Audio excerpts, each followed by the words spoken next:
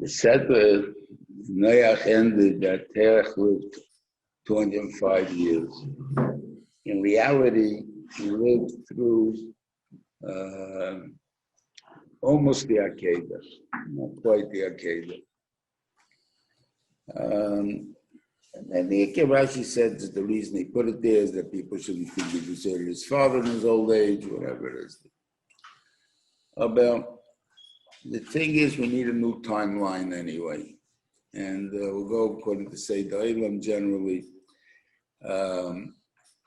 And even there's doubts as we go along, and we'll talk about those doubts. The Seder starts off, seeming to start off there in Cholan. So the mention comes to him in Cholan. But in reality, this is 75 years old here. It seemed the first time that must have happened was when they stopped in Cholan. The only one that stayed there was Terach. The rest continued on to Eretz Yisrael, because the Bris Ben Absalom took place at 70. Now you'll say, well, maybe we don't agree with that at the moment. So I mean, it's Rashi in Parashas Boi, when it says that there were 430 years from Mitzias Mitzrayim, from the that there were Mitzias Mitzrayim. So he says 400 years from the Bris Ben Absalom, and 30 years. 44 from the birth of Yitzchak, and 30 years from the Bris Ben Absalom. So right, that Bris Ben Absalom took place at 70, because the Tevis and the Ferish, that the birth of Yitzchak was at 100. So therefore, those parts seem to be pretty clear. But again, that's Rashi. Others can learn differently. So it doesn't make a difference. Why? We'll see why the Torah made it sound like it's one piece. Okay. The Ben Shem comes to Avram and he tells him, I'm going to make a deal with you. V'avocha v'agav nevescha v'gadol, v'avocha v'agav l'shmecha v'ebrocha, v'avocha ma'acheka ma'kalcha or. In other words, tremendous amount of things I'm going to do for you, both in fame, both in parnasa. And just, you have to leave town. Okay, go to Cholan. And this is counted as an Esoyan. Everybody counts this as an Esoyan. And by me, I got to count it as more or less the second Esoyan of Avram. But it's only reason when we follow the Obviously Nosim, which actually is a Baraisa, and it actually gives you what their Nisyonis are, is because there are disputes even on that, and different gilses of the Obviously Nosim, and therefore it's not too clear what the word Yasor Nisyonis. So we'll talk about different ones that will go along. They said we'll find quite a few of them. Okay. So we see that basically he needed some kind of an inspiration to go. And that would be fitting with what we said was Noach, was Eloskias Elikinis Salach Noach. I have to have some support from the Rebbeinu Shalom that it pays to do this. And this is the continuation with that thought. And Avram Avinu was a Talmud of Noach's, and he continued with his actions until 99 years old. At 99, when the Rebbeinu Shem told him, we'll talk about that when the end of the Seder. But that's basically, right now he's still the Talmud of Noach with a little bit different agenda, way of doing it. In other words, the success of Avram and the failure of Noach was the fact that he had an adnus. And the adnus means the Rebbeinu could do whatever he wants to you. So how come he was so good to you till now? So it must be that he's a fair man and he's a Baal Chesed. If that's the case, so why is he bad to me now? So obviously maybe look into what you're doing. Something what's wrong by you. That's it. So then a person can take that. As long as it means it's examining and not criticizing and so on. So therefore, a person is willing to accept that. Okay. The shaila is, what really is this nisayon? There's Mexicans all the time. They usually do their they take care of the lawns and stuff, gardening in the city. They do a lot of construction work. And I believe most of them are illegal aliens. Why are they here? Because the only place they get money is here. And they do service. They send that money back home, and everybody's happy, right? So people do leave their homes to make a parnasa. So you want to get this deal, so you have to leave home. So he says, so the Yeshivas Zatzal learn Pshat very simply. In other words, Mele, the Mexicans have to come here because there's nothing we can do about putting the United States and Mexico. So therefore, if you want to make a panos, you have to go to the United States. But Rebbeinu Shalom, what difference does it make to you if I'm in Choron or if I'm in Eretz Yisrael? You can make me over here. So why are you making me go? And that the Rebbeinu doesn't ask. And that not asking, that's the Nisayon. That's the test. You've just said that you treat God as your boss, as your owner, and therefore it's complete obedience. That means even without the question of why. You just do because that's what God said to do. And this is very important to understand in our own anhagis, I think, what we consider sometimes as shayness, and sometimes that there are things that the act of God. With certain things we realize we are being pushed in certain directions to do that. Doesn't mean that's an assignment. That's the way how God works the world, how he deals with me and how he leads the world, and he makes situations. And those situations cause other situations. And we'll talk about that also later. Anyway, so it says, and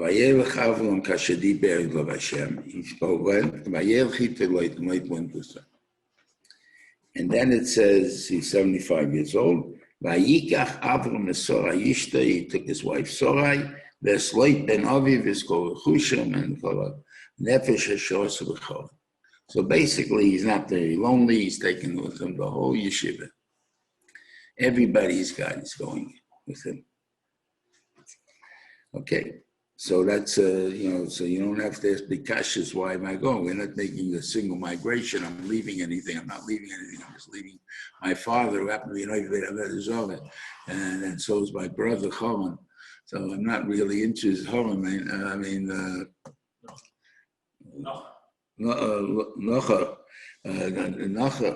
That I'm really not too sorry about leaving their area. I keep up with them. That it says that he kept up with them all the time. He's always involved with them. But he was not, but we have two different ideas.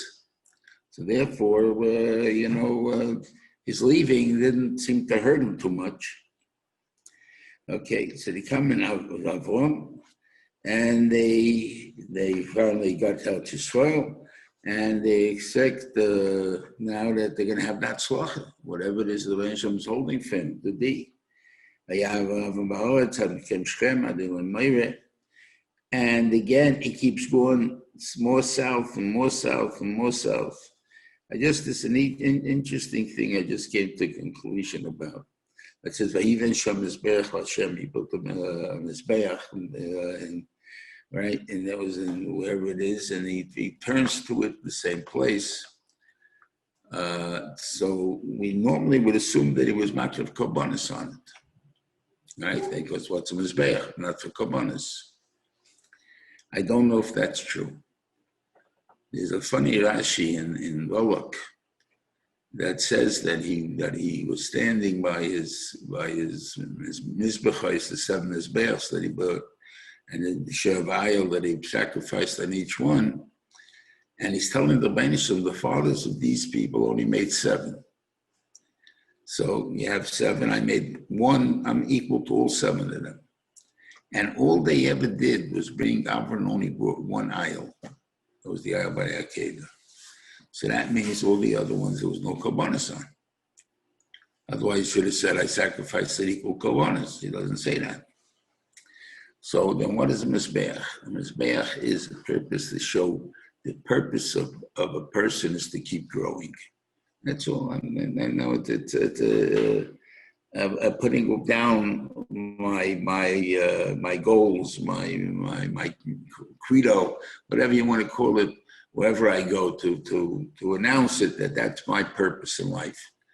And we see this, that not every Mizbeach is made for Korbanos, because the one that Klal Yisrael made, God, the Reuven, God, and Chotchev Menashe made when they crossed the Yarden, they made one just as a simon, as a symbol that we're all one. That you can't say to us that God wasn't for us also. And that's an idea that we have the same beliefs. That's growth. Okay. So basically, the fact that he's not finding success, he asked me to leave. He asked me to leave a place where I was successful. I came to Canaan where a place was not successful. And now I'm keep going and going and going and not getting anywhere. Okay. Another doesn't ask. Be'irov to the hunger, which is the first one, it seems, in the world. And because of that, Avram had to go to Mitzrayim, and to Mitzrayim. Now, where the question becomes, again, God, if you wanted me to live in Chutzlov, you could have left me in Chol, you don't have to take me to Mitzrayim.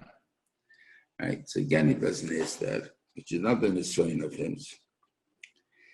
We have a strange conversation here between Sorai and between him and Sorai. He says, I know, now I know, now I know. Now I know that you're a beautiful woman. He didn't know until now. Does he know what she looks like? Does she know she's beautiful? He doesn't know what she looks like. He's married to her for how many years? He doesn't know what she looks like. I'm her uncle. I was there around when she was born. I don't know what she looks like. Okay. So obviously I know what she looks like. But simply, maybe you walk into the wrong house sometimes, and you'll think that whoever woman is there is your wife. I mean, that's what I'm supposed to be. If you don't know who your wife is, that's why a person believes to know who his wife is. It's one reason we all look different. What it is in the Mesechus Ketanis, it says that it's not, we talk about, we have inherited three midos from Avraham Avinu in our genetics. Where Rachman, Baishan, again, Lechesed. So Rachman, we know from the fact that Avraham is a spell of his dime, which is next Sedra. Okay. We know he's again Lechesed from how he treats the Malachim, again next Sedra. How do you know he was a Baishan? How do you know that? What does it say anything about it? So they said it says it here. By the fact that he never looked at his wife. Didn't say he didn't see her. Didn't say that he didn't know what she looked like. It says, now I know you're beautiful. What do I know about you more than me? Because now I was able to stare at you. Not at you, at your image in the water. And I was able to see, I never knew you had a, what do you call it? Dimple. You had a dimple. I didn't know your eyes were blue. And I love the rain from the water anyway. But and I asked kids to prove this point. I said, you all love your mother, right? How many of you can tell me the color of your mother's eyes? And very few can. And the reason is because they don't look. Why don't you look? You know what you look. I know what my mother looks like. I don't have to look. Did you know that your mother wears a wedding ring on her fingers? And she does? I never noticed. What do you mean never noticed? But I never looked. But I know my mother. Right? So that's a point of knowledge. And knowing what she looks like, you can recognize her at any place. But I don't know what she does, any specific little points around. Does she wear glasses? Doesn't she wear glasses? I don't know. Yeah, I don't know if you remember years ago, anyone who lived in the area where there was, we call fights with the goyim, it used to be the easiest way to start a fight is who you're looking at, what you're looking at. And the guy, the answer would be you, and that was the fight. The guy backed down and says, nothing, something else there. You didn't fight. But if he challenged you and he says, you, okay. We hear the expression, I looked him in the eye. I stared him down. He let his staklus. It doesn't mean I saw. I stared. He never stared at his wife, because that's a challenge. He never challenged his wife. He was a baishan. He was a guy who didn't have that feeling of what he called to go and challenge her. Chutzpah to challenge his wife in anything, to look her in the eye, what he called. When it was a challenge. And that's what it means. But now that I looked at you, I was able to see other things that I never knew existed. Now I understand that you're a very beautiful woman. So we got a problem. So I'm asking you to do me a favor. When we get to Mitzrayim, I want you to say, Achisia, you're my sister. And for what reason? For one, they'll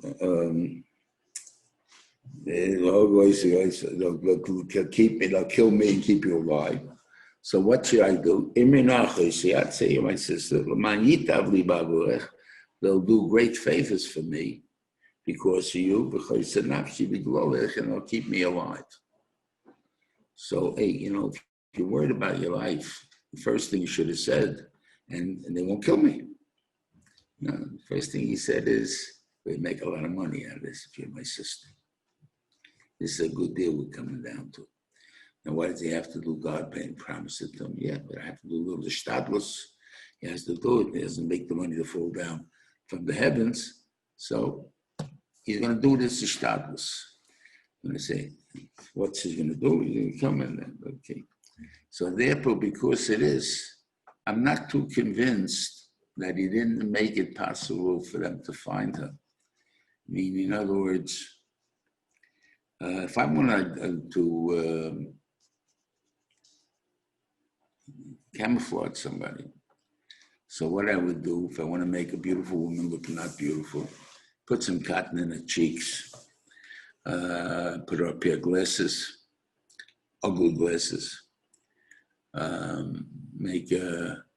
put a pillow in her stomach, and nobody will recognize her, and they'll say what an ugly woman is. No one's going to bother with her. They're not looking at the women. How do I make them look at my wife? That they should go to Paro and tell him about my wife. I got an idea. I'm going to put her in a box. Now, a box, if someone's in a box, you got to balance it perfectly because, it tilts. So either he made it that it was awkward. When they ask you, what's in the box? You tell them, nothing, clothes, whatever it is there. So how come you need 4 people to carry it? Nakasha. And they open it up, and there she is. What a beautiful woman. Now, why is he hiding this woman? So they all take a look at her. She's a beautiful woman. Beautiful woman. Got to tell Parrot. And Parrot takes her. Why do I find that necessary to tell? Because let's see, he's just a woman to Paro, right? Paro has probably all the women he wants. There's a more beautiful woman. What does he pay for a woman? 1 cow, 2 cows, 5 cows. Beautiful woman, 10 cows. What do he give her? They say they made a tremendous hatovit, the tzoin, boko, chamoire, avodim, shvoches, vasoines, gemalim. Even two each is a fantastic number. And it probably meant much more, because it says afterwards, when they came up from Mitzrayim, it says that was Avram Kovid Moed Bamikne, Bakesed, Bazohov. It's very tremendous amount of money they gave him. Why would he give him so much money just for a woman? Okay. So this is my theory. Now going back to the timeline. I'm talking about that the Bris Ben Absalom took place before this by 5 years. And what took place before the Bris Ben Absalom was the war of the 4 kings against the 5. And those 4 kings, well, exactly how the years work out, because the starting kings in the country started by the Migdal. When they broke up, the Migdal broke up that whole country. Now you have other countries all of a sudden. So each nation went for himself. So we have different nations. So if you figure 12 and 20 and 13, it says that in the 12 years they served and 13 years they revolted, means 25, and they came in the 14th to 26th year, it wouldn't work out. Because Avram Avinu was 48 years old by the Migdal. He had 26 to 48, and you got 26 to 48, 66, 70, 74. I'm not hearing right. 24 to, what did I say, to 46. He was, 48. He was 48. And this is 46. 48 and 46 is 80. It's way past the age of Avram at this time. So it can't be. So you have to learn Pshat that it means 12 years they ruled over them. In the 13th year, not 13 years they revolted. They revolted in the 13th year. And then the 14th year he came. So we're dealing with 14 times plus 48. Now already it's not so bad. So that's when that happened. So it's pretty current history. In other words, that happened, they're still 5 years earlier, 3 years earlier. When did it happen? So Avram has a pretty famous name in the world. He defeated 4 countries. Not 4 cities, 5 cities like Sodom were. 4 countries. 4 countries were so powerful that they're able to kill all the Reuven, which were giants, and then the Amori, and then the Kanani, whatever it is there, and Harseir. They killed tremendous amount of people. And they took in a lot of people. They just came for the chutzpah to Sodom for Biden to revolt. Talk about why would they revolt? I assume that what they have to pay every year, that they had to pay every year was a lot of money, and they decided they don't want to pay it anymore. Yeah, but you're 5 city states and they're 4 country states. How are you going to make them? According to the Gemara, they either had 185,000 people, soldiers, or 185,000 Roshi Geisers, which comes out to about 5 billion people. That was big the army was. This will be the same army that was by Sancheiriv, and the same army that will come in the time of Mashiach with Gog and Magog. So we're talking about a tremendously large army, talking about 5 city-states. It's meaningless. Just wipe them out in 2 seconds. So how would they have the chutzpah to revolt against them? It doesn't make sense. So I claim because they had an air force. And we know that when anything that's in the air, you control the air, you control the ground. No matter how many people you have, you control it. Where do we have an air force? Because the name of the Shemevel is that he used to, Rashi says, he put the Shem and he was able to fly. And I think Rashi envisioned, what do you call it, a plane, an Air Force. But it wasn't just like he was flying with guns and machine guns and everything else.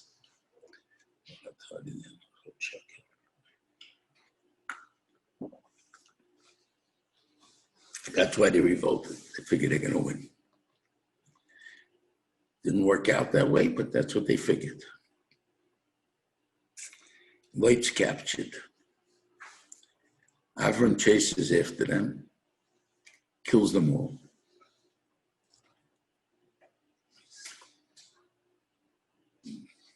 Just the whole thing died of a man. But killed them all.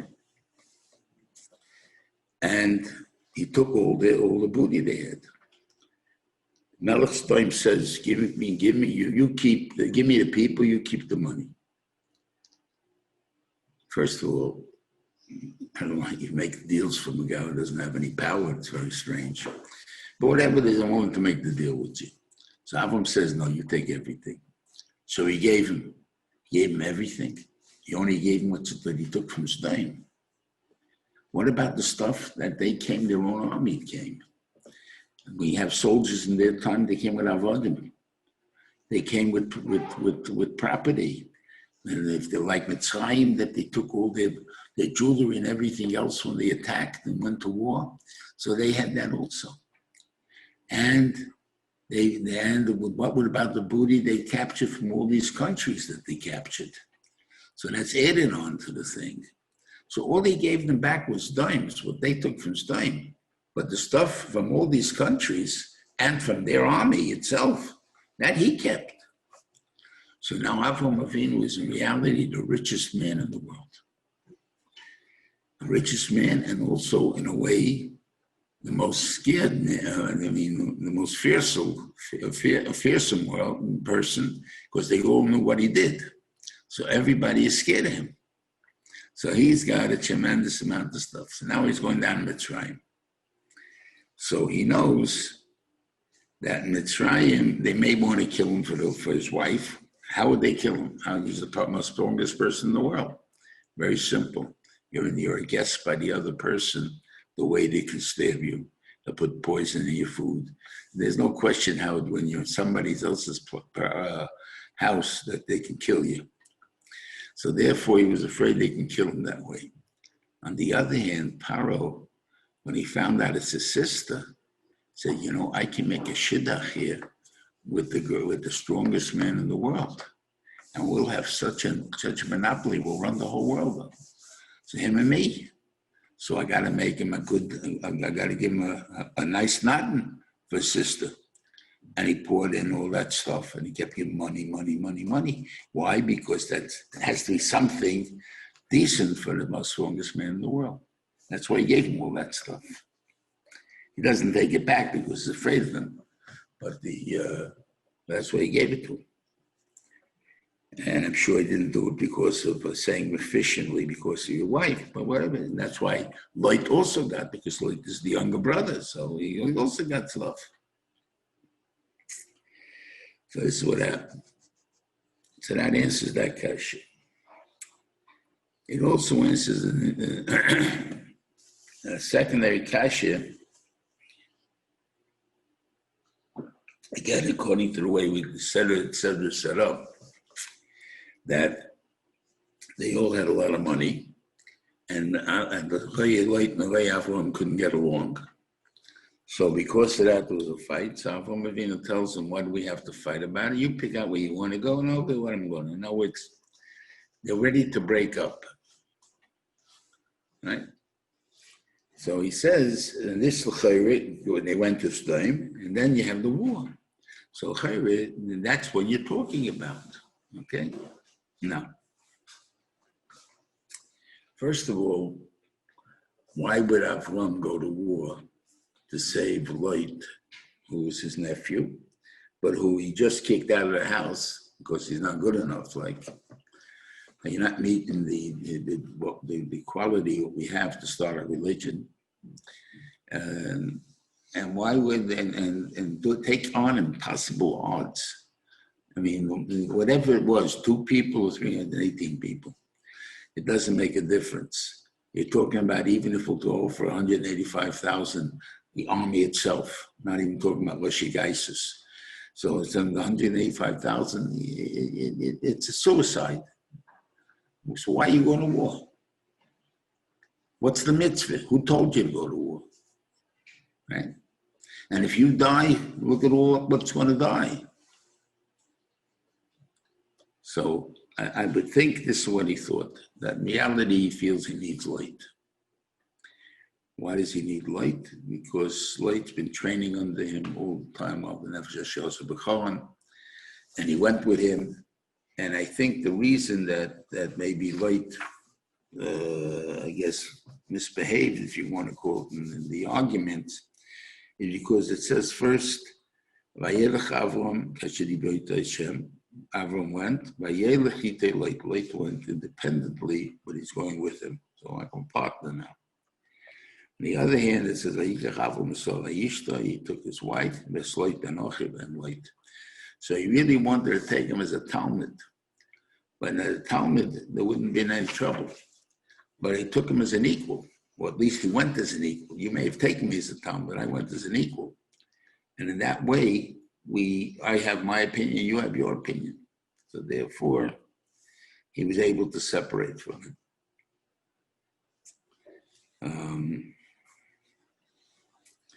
He went to Sdoim. So it seems to be from the way he describes it that Sdoim was the first time he ever saw Sdoim, and he's gone there. And it then says, what do you call it? The Benjamin appears to Avram. After he parted light after the light left him. And Rashi says, after the Russia left. You're calling light the Russian. Light was a big tzaddik. You can't call him a Russian. So why you call him a Russian? And this one, getting back to the timeline. This happened, they split before.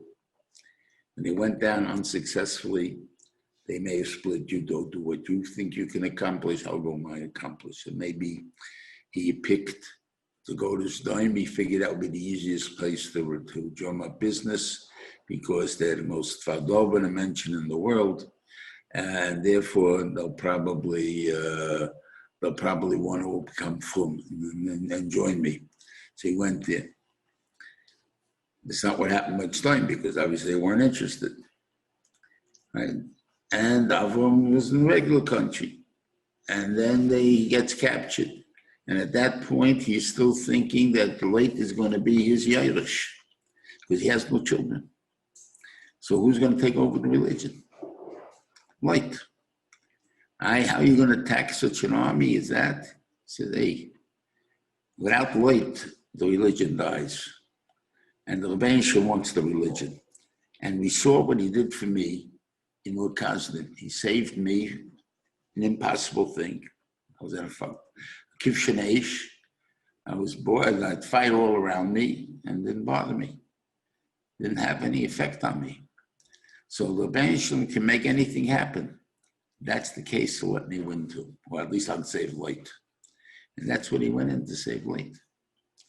And the Reuven made the nest that he was able to win and everything else. So Mamela, he now was able to do that. That's why I don't count it as an asayan, because there was no one saying you don't go. What was the test? No one's telling you don't go. It's up to you. You want to go, go. Okay.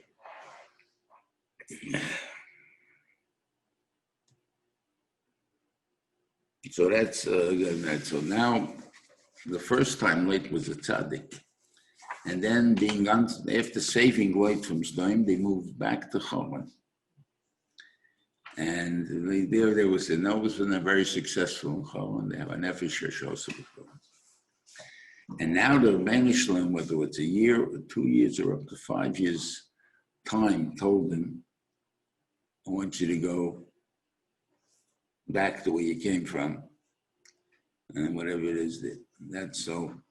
Now, when they came back, so Lech already lived in Sdoim, so he knows what Rishoyim they are, right? And when they split, you could go anywhere you want now to soil. And he picked to go back to Zdaim. That makes you a Russia. You go back to where you came, where you know that there was Shoyim. Now, Yelizakasha, why Taki did like go back. I really don't know, but I know, but he was a religious person, like, he was a tzaddik. And, you know, he gets scared. God's going to measure me against whoever it is. He measures me against Avram. I haven't got a chance. I'll go to Sodom. He'll measure me against Sodom. Oh, then I got a chance. Like I'm the best guy around. Maybe now they'll give me some credit. That's the point. What it is. Depends what to do. Avram Avinu, you have to be the best that you can be wherever you are. And Lech felt mostly you have to be is better than anybody else around you. So if I take the lowest of the low, it doesn't take much. And that was the difference why he doesn't fit in the Klal Yisrael. Therefore, when they split over here, we start getting no more as far as Klal Yisrael. But it happened to be that because of this Ma'aser, he inherits the land for Ammon and Moav. And he says, like she says, the reason for it is because Lot did not scream out when he said Achosiyah. So normally he would say, I'm the brother, not Avram. He's the uncle, right? Or he's the husband. But he kept quiet. It's his Rebbe, it's his brother-in-law, whatever it is there. And if he says it's his sister, it's his sister. I don't care, it doesn't bother me. Now what happened, they didn't give you the great rewards and everything else. It doesn't matter, he didn't say anything. And for that, he gets the Yerusha. Okay. So that basically is I think, bring up to the timeline at least. Okay, now we're going to go speak about the. Is this a Shaila person could connect it that, let's say, going to different yeshivas, the Bachar has to decide which yeshiva. There's the yeshiva the top yeshiva, if he goes there, he'll maybe be from the Benin. Then there's yeshiva that's not as. Well, that was originally, I say, could have been the Kavana. You'll make over there, I'll make over here, and we'll see what happens. But the second time around was simply to. It is a makom for it. Yeshiva, yeah. Sometimes it's good to go to yeshiva that's not so shy. So you could be the best because you'll shy more sometimes. That's for sure, yeah.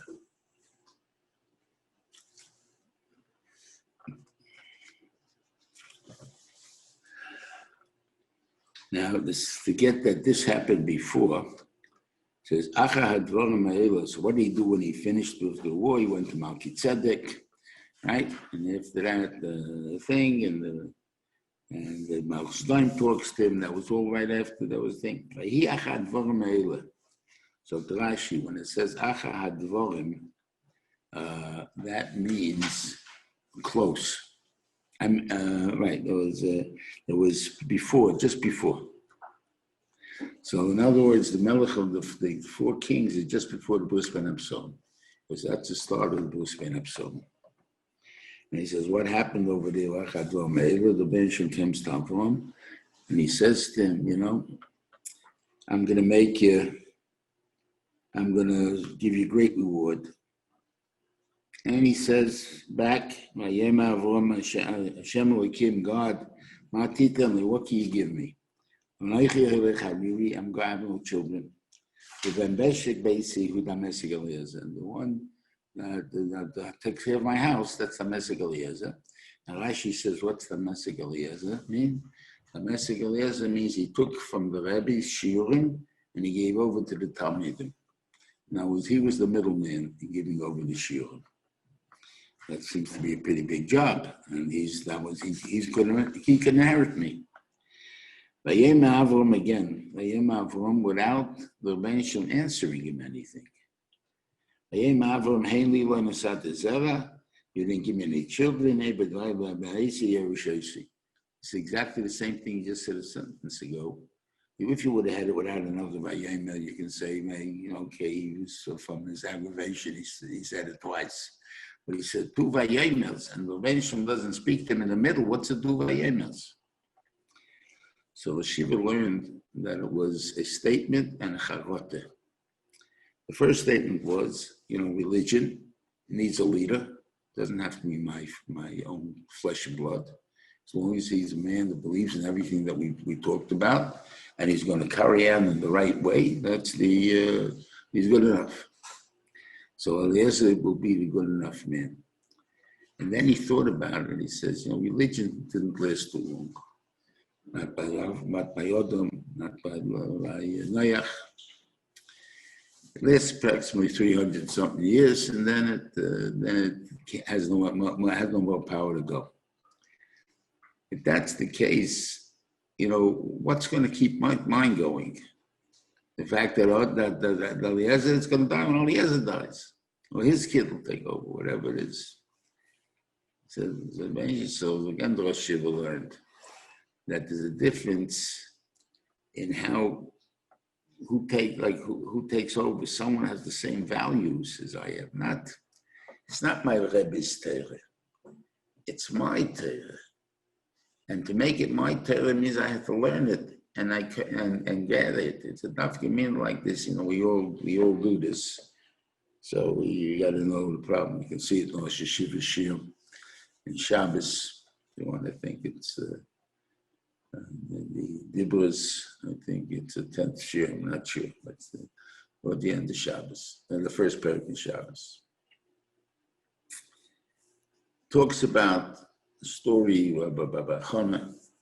He brings it to Rashi, and he talks about the whole thing. And it's the Gemara Takim Sochet.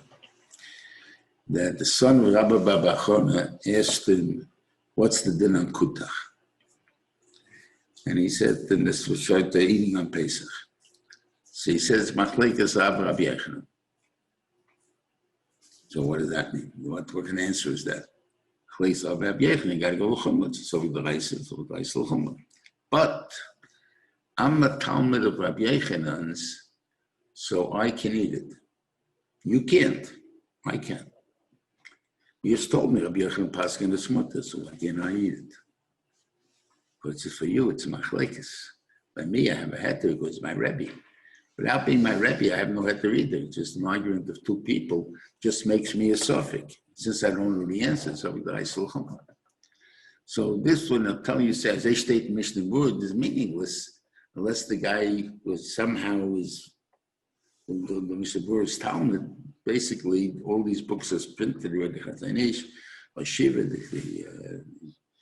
what do you call it, Kitzish Chanoch, the Chashulchan. A lot of books printed on these things, and they disagree with each other.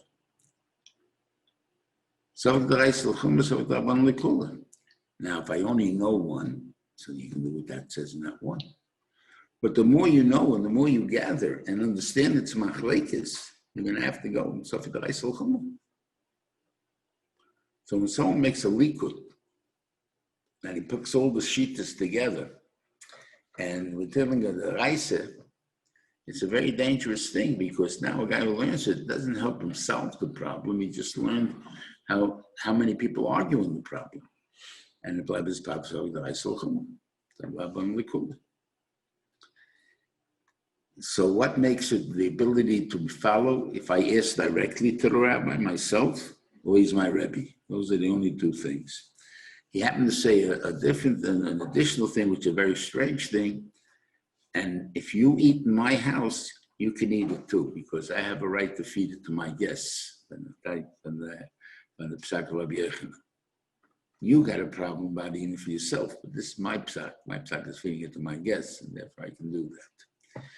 And because to you, it's a son of your suffix. You're not doing it because you hold the tosa. You don't know if it's tosa or not. You're only doing it so the rice l'chumah. Okay.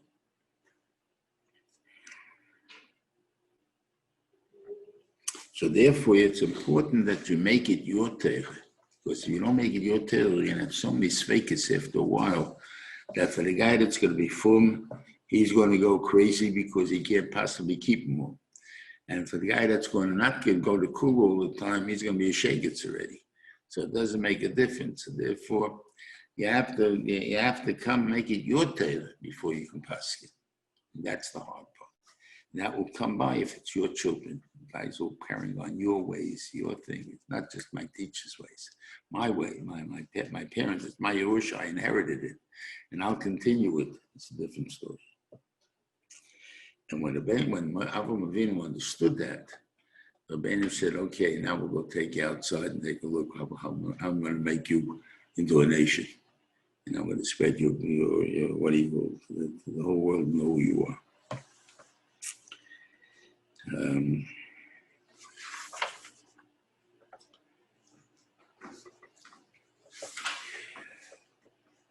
Then the Reuven tells us the yesod that we have to know. I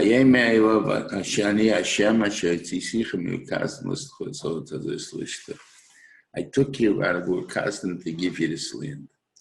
So first of all, if I ask you, why are you here and not in Ur Kasdim, you're going to tell me, well, I was born in Ur Kasdim, but they threw me into a fire. My father didn't like staying there anymore, so he picked us up and we went to Cholon.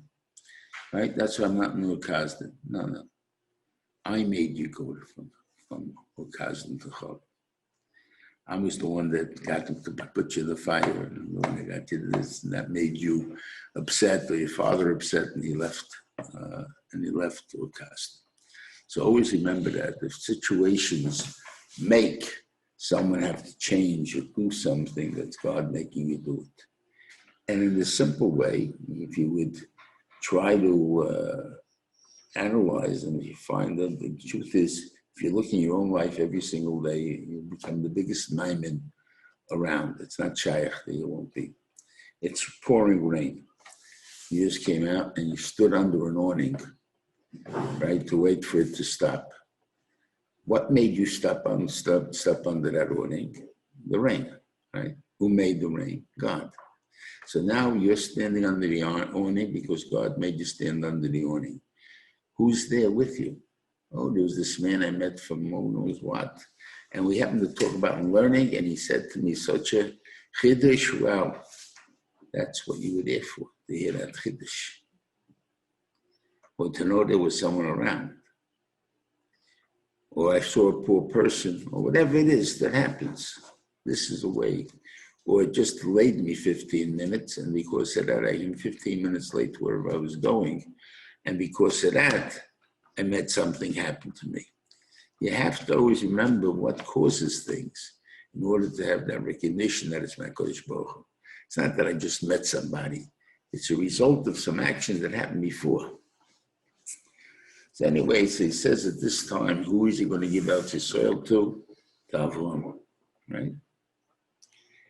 And he brings out the bris. They don't know if it's a real korbanos or pshat. It's just a bris. They split the way of making a bris is you split the animals and you walk between them. What does that accomplish? You walk between them. So the animals are really two halves. So you are both in the two halves of the animals. So you're together in this pack. In other words, we're one now. That's the agreement. I mean, that's the point of an agreement. We are one in this pact. And you know what's going to happen? Your kids are going to suffer for 400 years. Now, 3 different degrees of suffering. One is, it says, the outslow just won't be their land. Here, if we want to be technical, what are you talking about? I got 4 mansions I own. I have one in Florida, I have in the mountains, I have one in the city, and I have one even in California. You're going to tell me I'm suffering. I'm not suffering nothing. You're not Eretz Leilahem. It's not your land. You're finding it out now pretty much. It's not your land. That's one. But it's not necessarily a dangerous one, but it's you don't have the same benefits when the feeling to show myself as I am or who I am or what I am because we're in my own land. Second thing is avodim. You'll serve them. Now I can serve them in tremendous riches, like Daniel. He was a servant. He was an eved to the Melech from Nebuchadnezzar, but he was a king in his own right. You have some Mele, that's Mordechai was an eved to the Melech Achashverosh, when he was a king. I think there's no question that being a melech, being an eved is not always a big bad thing. On the other hand, they can make you pull anything they want, schlep anything and work anything, and that's what they did in the time after a while.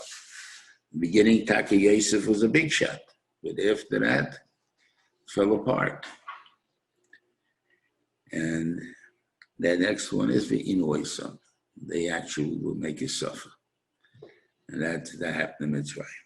But 3 different parts, how long each part will be, it doesn't say. And the question that Avram has at this time, when he tells him this, is right now in Eretz Yisrael, if I take the land for my son, so that means when will the Shibud, when the 400 years of Mitzrayim start, when Yaakov Avinu goes down. That means when another 190 years going to be there. So he says, I'd rather have it start from Yitzchak's birth. He doesn't know yet about that, but he's talking 30 years, he's going to have it. What do you call it? I'd rather have my children, they'll have it when they go home. So they're going to be in the land that's not theirs, because they're going to live in Eretz Yisrael, not in Abdel Canaanim, and therefore it's a land that's not theirs. Okay, so we can start from them. So if he starts from then, we only got to be there 210 years. Because from Yitzchak's birth, it's going to be 400 years when we go out. Anything. That's how it works. So we had to change this whole idea now of who's inheriting the land. The Avram Avinu is, or his children is. So it says at the end of the thing, Bayem Ahu calls Hashem as Avram bris. On that day, Kadosh Baruch Hu made a bris with Avram. Lamar, I'm giving it to your children, not to you. Tris Mason will know from the fact that the mention promised to give it to our forefathers too. It says Lahem Ksiv, Lachem like Ksiv. So therefore, we know that Avram has to inherit the land. When is he going to inherit it? He didn't inherit it when he was alive. Obviously, he has to inherit it when he comes back in Tris Mason. That's how we learn Tris Mason. But Avram, this is what it said before. I'm going to give it to you. It was not done because the land Avram didn't want his children to be in Mitzrayim in 190 years. That was the thing. How does the idea of starting from Levis Yitzchak work with the idea of Koshi Hashibud making it? I'm sorry. You say that Koshi Hashibud made it that it's considered. You have a lot of svaras. No, that doesn't make a difference. So they did that too. Did both things happen? No. The Ikar is the chiyuv. The real way it works is there may have been several types of 400s. Right? It could have been the physical hard labor. It could have been 400 time it came down to Mitzrayim. It could have been 400 years from Yitzchak's birth. There's many ways you can count. The same way we find, right, if you're 70 years of Bava, right, what do you have? You have Baal Shetzak makes a cheshbon, he's wrong. What do you call it? Achashverosh makes a cheshbon, he's wrong. Daniel makes a cheshbon, he's wrong. Right? And in the end, we say we're only 70 years. Because there's many different ways you count 70. One of them have to be counted. In other words, that when we 400 years in Mitzrayim, they didn't cut less than that. Moshe Rabbeinu was there till 400 years after Yitzchak's birth, there till Pesach. They could have left a half a year early. They were from Rosh Hashanah. They were free already. Rosh Hashanah says that they became free of Avdus in Mitzrayim from Rosh Hashanah. If they don't leave for 6.5 months, why not? I'm saying because you can't leave until you have the 400 years. That has to be. How do you count 400 years? That's up to the bench. So again, why maybe you count this way and not this way? So the shibud, the what do you call it, made? You know, the kushas of the Alba.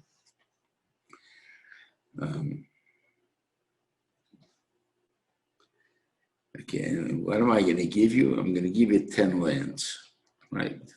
Okay. If you notice, there's no chivi there. That's the first thing if you notice. Where'd the chivi come in? Another thing, if you want to know who's the prizi, I still don't know. So it doesn't make a difference. They're not listed as the Canaan's children, so I don't know who they are. But one land is there in the Fayim. Eretz Fayim. Which land was that? That's land of Oik. Where does it say that? It says that in the end of Parshas Dvarim, it says that also is called Eretz Ephraim, and that's the Ephraim I promised you, Avram Avinu.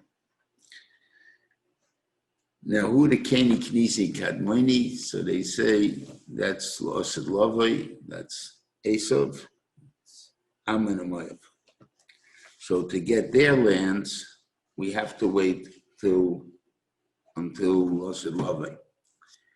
The land of Esav is the Chayri, and the Chayri in reality, we'll see it when we get to those settlers, is the Chivi. But the Chivi was split in two, and they had some part that was by Shem in that area in Eretz Yisrael itself. And because Rashi will bring down that when the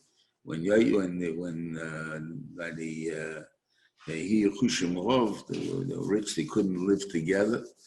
So it says, so he went to Ganed, so Esau went to Arseia. It says the reason that he went to Arseia was because he didn't want to go to Mitzrayim. The decree of going to Mitzrayim was on the children of Avram. The children of Avram include Esau. So therefore Esau would have had to go to Mitzrayim. So he forgave his chelik that's in that part of the land that we call Eretz Yisrael. He forgave, he says, I don't need it, I don't want it. So maybe it fell to the Yid now. We don't have to wait till Lachas Hayomim, it becomes ours now. So now we have 7 nations, but you have 8 nations to Ephraim, but the Ephraim are all dead. So therefore, there's no nation anymore. The land was taken over by the Amorim, so the Amori. So therefore, it's the same. When I say the 7 nations, Amori was already included, so it means that land also. But in truth, it was 8 countries originally because whoever the other 2 were, Ammon and Moab, and Klal Yisrael, all shared Ephraim's land. So therefore, what we're really getting onto is the rest of the Ephraim land, which means that the total of all the lands together is 8 lands. That's basically it. But there are 10 countries, and those 10 people had it.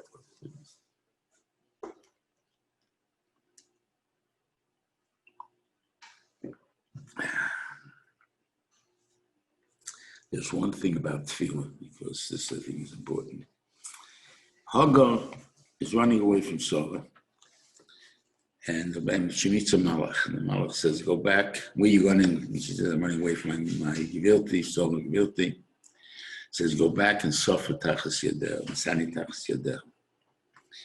Second malach says to her, you're going to become the mother of a great nation. The third malach meets her and says, you're going to have a child, I want you to call me Shmuel. Kishama Hashem Elanyech. God heard your pain. And what did he tell me to do? He told me to go back and suffer. Right? There's no such thing as God didn't hear me. God hears you every time. He hears everybody's tefillah. Sometimes the answer is go back and suffer. But why? Why should I go back and suffer? In the case of Hagar, it is because you're going to be the mother of a great nation. You have to know how to deal with it. Go back to Sarah and she'll teach you how to be the mother of a great nation. So there's a point in going back. A regular person has solace and he's always trying to change and change and change and escape it. Whatever he does doesn't work out. You see that's what's happening. Stick with what you're doing and find out what's going wrong. because the Yeshua is in that problem. That's what the Bnei Shem is trying to tell you. You don't look elsewhere for the Yeshua. The Yeshua is right here, and you'll find it. And that's the thing. Anyway, have a good Shabbos, and hopefully have a healthy Shabbos. Healthy till the end. Be well.